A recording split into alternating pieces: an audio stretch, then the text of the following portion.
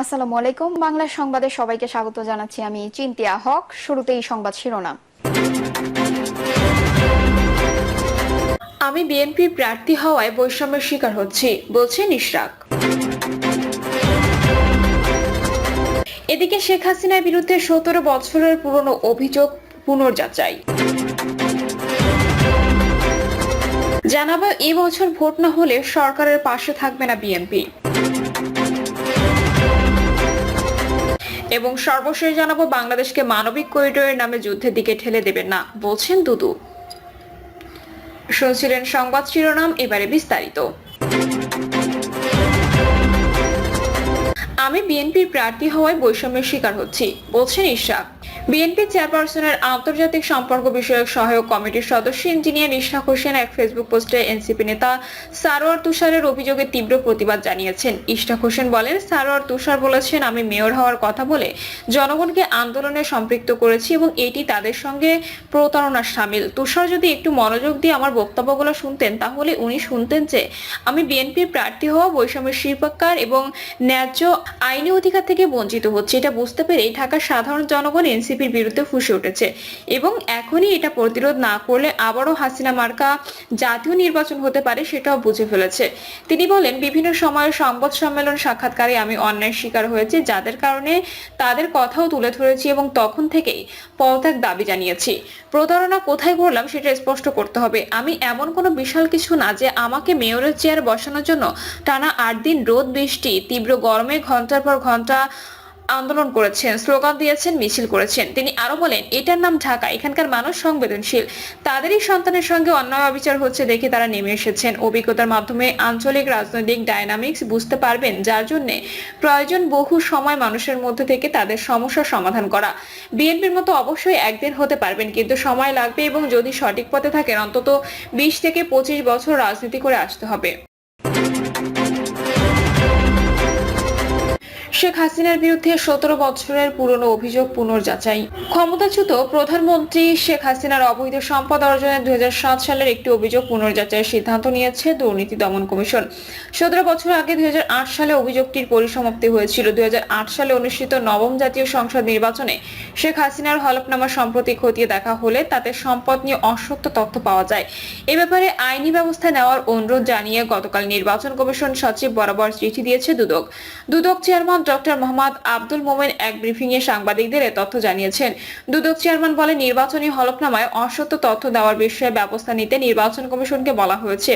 হলফনামায় উল্লেখ করা সম্পদ ও তার 2008 সালের আয়কর বিবরণীর সম্পদ যাচাই করা হচ্ছে। অনুসন্ধানে পাওয়া তথ্য অনুযায়ী তার বিরুদ্ধে ব্যবস্থা নেওয়া হবে। সাংবাদিকদের এক প্রশ্নের জবাবে তিনি বলেন, এটি দুদকের নিয়মিত কাজের অংশ, এক্ষেত্রে রাজনৈতিক কোনো ইস্যু নেই। নির্বাচন হলফনামায় দুদকে এমন তথ্য দেওয়া হলে সেটি আইন অনুযায়ী দুদক অনুসন্ধান করে। 6 মাস ধরে কাজ করার ক্ষেত্রে রাজনৈতিক কোনো চাপ অনুভব করেনি বলে তিনি জানান। খোঁজ নিয়ে জানা গেছে, 2007 সালে সেনা সমর্থিত তত্ত্বাবধায়ক সরকারের আমলে শেখ হাসিনার বিরুদ্ধে অবৈধ সম্পদ অর্জনের অভিযোগ জমা পড়ে দুদকে। দুদকের চিঠির পরিপ্রেক্ষিতে ওই বছরের 2রা সেপ্টেম্বর শেখ হাসিনা কমিশনের সম্পদ বিবরণী জমা দিয়েছিলেন। পরে 2008 সালে তত্ত্বাবধায়ক সরকারের সময় এই অভিযোগ বিষয়ে তথ্য প্রমাণ না পাওয়ায় ওই সময়ের কমিশনের সিদ্ধান্ত অনুযায়ী অভিযোগটির পরিসমাপ্তি করা হয়। 2007-08 সালে সাবেক তত্ত্বাবধায়ক সরকারের আমলের সাবেক 2 প্রধানমন্ত্রী শেখ হাসিনা ও খালেদা জিয়ার বিরুদ্ধে দুদকে অভিযোগ জমা পড়ে।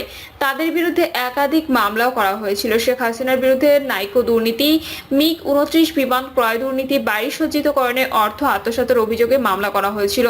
খালেদা জিয়ার বিরুদ্ধে Zia orphanage trust, Zia charitable trust, Barapukuria, Niko, Gatco দুর্নীতির অভিযোগে মামলা করা হয়েছিল। এরপর 2008 সালে নবম জাতীয় সংসদ নির্বাচনে আওয়ামী লীগ জয়ী হওয়ার পর আদালতের রায়ে শেখ হাসিনার বিরুদ্ধে করা সব মামলা একে একে প্রত্যাহার করা হয়। এরপর 2014 সালে 10ম, 2018 সালে একাদশ ও 2024 সালে দ্বাদশ জাতীয় সংসদ নির্বাচনের মধ্য দিয়ে আওয়ামী লীগই সরকার গঠন করেছিল। এই দীর্ঘ সময় খালেদা জিয়ার কোনো মামলা প্রত্যাহার করা হয়নি। এর সময় তাকে জেল জুলুম সহ নানা নির্যাতন ভোগ করতে হয়েছে। গত 5ই আগস্ট আওয়ামী লীগ সরকারের পতনের পর অন্তর্বর্তী সরকারের সময় আদালতের রায়ে খালেদা জিয়ার বিরুদ্ধে করা সব মামলা প্রত্যাহার করা হয়। রাজনৈতিক বিশ্লেষকরা বলছেন, -2 ফর্মুলা বাস্তবায়নের লক্ষ্যে তৎকালীন তত্ত্বাবধায়ক সরকার শেখ হাসিনা ও খালেদা জিয়ার বিরুদ্ধে দুদকের মাধ্যমে মামলাগুলো করিয়াছিলেন। এ এই বছর ভোট না হলে সরকারের পাশে থাকবে না বিএনপি। চলতি বছরের ডিসেম্বরের মধ্যে জাতীয় সংসদ নির্বাচনের দাবি জানিয়েছেন বিএনপি। এ লক্ষ্যে অবিলম্বে নির্বাচনের রোডম্যাপ ঘোষণা করতে হবে, অন্যথায় বিএনপির পক্ষে অন্তর্বর্তী সরকারের প্রতি সহযোগিতা অব্যাহত রাখা কঠিন হবে বলে জানিয়েছেন নেতারা। একই সঙ্গে তারা অন্তর্বর্তী সরকারের উপদেষ্টা আসিফ মাহমুদ, সজীব ভুইয়া ও মাহফুজ আলম এবং জাতীয় নিরাপত্তা উপদেষ্টা খলিলুর রহমানকে অব্যাহতি দেওয়ার দাবি জানান। জাতীয় সংসদ নির্বাচন অনুষ্ঠানে অন্তর্বর্তী সরকারের উপদেষ্টা পরিষদ তত্ত্বাবধায়ক সরকারের মতো ছোট করার কথাও বলেছে বিএনপি। বিকালে রাজধানীর গুলশানের চেয়ারপারসনের রাজনৈতিক কার্যালয়ে দলটির সর্বোচ্চ নীতি নির্ধারণী ফোরাম জাতীয় কমিটির এক জরুরি সংবাদ সম্মেলনে এসব দাবি জানানো হয়। এতে লিখিত বক্তব্য পাঠ করেন দলের স্থায়ী কমিটির সদস্য ডক্টর খন্দকার মোশাররফ হোসেন। এতে বলা হয় 2025 সালের মধ্যে একটি নির্বাচিত সরকারের কাছে ক্ষমতা হস্তান্তর করার দাবি জানাচ্ছে বিএনপি। বর্তমান অন্তর্বর্তীকালীন সরকারের এটি প্রধান দায়িত্ব। দীর্ঘ প্রায় 16 বছর অগণতান্ত্রিক বর্বরতম ফ্যাসিবাদ বিরোধী আন্দোলন সংগ্রামের ধারাবাহিকতায় 2024 জুলাই আগস্টে রক্তাক্ত ছাত্র জনতার গণঅভ্যুত্থানের মধ্য দিয়ে বাংলাদেশ ফ্যাসিবাদ মুক্ত হয়। গণঅভ্যুত্থানের আকাঙ্ক্ষা ও জনপ্রত্যাশা অনুযায়ী সাম্য, মানবিক মর্যাদা, বৈষম্যহীন ও সামাজিক ন্যায় বিচার ভিত্তিক একটি শক্তিশালী গণতান্ত্রিক রাষ্ট্র বিনির্মাণে স্বপ্ন পূরণের জন্য দেশের মানুষ অপেক্ষমান। ডক্টর মোশাররফ বলেন, ফ্যাসিবাদী আওয়ামী দুঃশাসনের পতন হয়েছে, বিজয়ী হয়েছে ছাত্র জনতার গণঅভ্যুত্থান। কিন্তু গত 9.5 মাসে জনপ্রত্যাশা বা গণঅভ্যুত্থানের আকাঙ্ক্ষা কতটুকু পূরণ হয়েছে তা একটি বিশাল প্রশ্নের সম্মুখীন। ফ্যাসিবাদ বিরোধী জাতীয় ঐক্যে ফাটল ধরতে শুরু করেছে, অথচ আগামীর বাংলাদেশের মূল চালিকা শক্তি এই ঐক্যকে বজায় রেখে একটি শক্তিশালী গণতান্ত্রিক বাংলাদেশ বিনির্মাণে কোনো বিকল্প নেই। এই ঐক্যের স্বার্থে অন্তর্বর্তী সরকারকে সর্বোচ্চ নিরপেক্ষতার অবস্থান বজায় রাখার কথা ছিল, কিন্তু লক্ষ্য করা যাচ্ছে কোনো মহলের রাজনৈতিক ফায়দা হাসিলের এজেন্ডা বাস্তবায়ন করাই যেন সরকারের কর্মপরিকল্পনার অংশ হয়ে দাঁড়িয়েছে।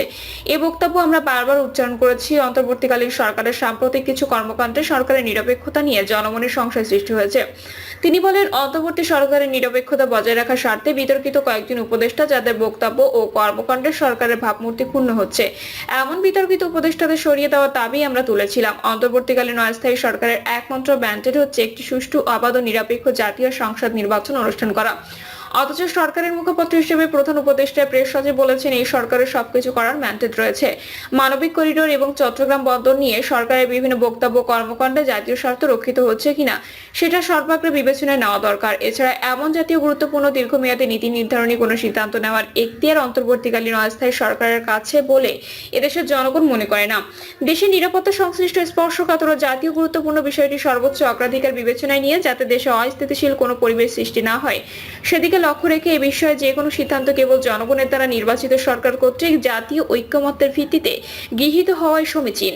বিএনপির এই নেতা বলেন, অন্তর্বর্তী সরকারের যেসব উপদেষ্টা একটি নতুন রাজনৈতিক দলের সঙ্গে প্রত্যক্ষ পরোক্ষভাবে জড়িত বলে সবাই জানে ও বুঝে, উপদেষ্টা পরিষদে তাদের দুজনের পরিস্থিতি সরকারের নির্দলীয় নিরপেক্ষ পরিচিতিকে ক্রমাগত প্রশ্নবিদ্ধ করে চলেছে। সরকারের ভাবমূর্তি রক্ষার্থে তাদের অব্যাহতি প্রদান করা প্রয়োজন। জাতীয় নিরাপত্তা উপদেষ্টা বক্তব্য আবারও নতুন বিতর্কে জন্ম দিয়েছে। সরকারের ভাবমূর্তি রক্ষার্থে তাকে অব্যাহতি প্রদান করতে হবে।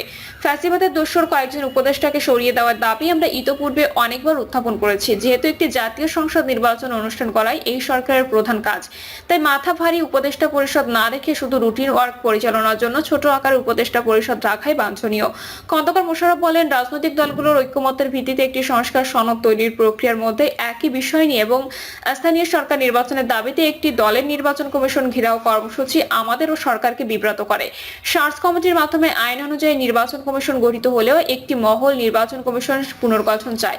সরকার সাংবিধানিক প্রতিষ্ঠানগুলো পুনর্গঠনের প্রক্রিয়ায় সব ক্ষেত্রে আমাদের মতামত না নিলেও নির্বাচন কমিশন গঠনের ক্ষেত্রে সব পক্ষকে অন্তর্ভুক্ত করে এই কমিশন গঠন করেছে। কিন্তু ঢাকা দক্ষিণ সিটি কর্পোরেশনের মেয়র সংক্রান্ত বিষয়ে আদালতের রায় অনুযায়ী গেজেট নোটিফিকেশন করায় নির্বাচন কমিশনকে অন্যায় ও অযৌক্তিকভাবে প্রশ্নবিদ্ধ করা হচ্ছে। আইনের শাসন প্রতিষ্ঠার জন্য দেশের জনগণ রক্ত দিয়ে গণঅভ্যুত্থান করেছে। সুতরাং আমাদেরকে আইনের শাসন প্রতিষ্ঠায় দৃঢ় সংকল্পবদ্ধ থাকতে হবে।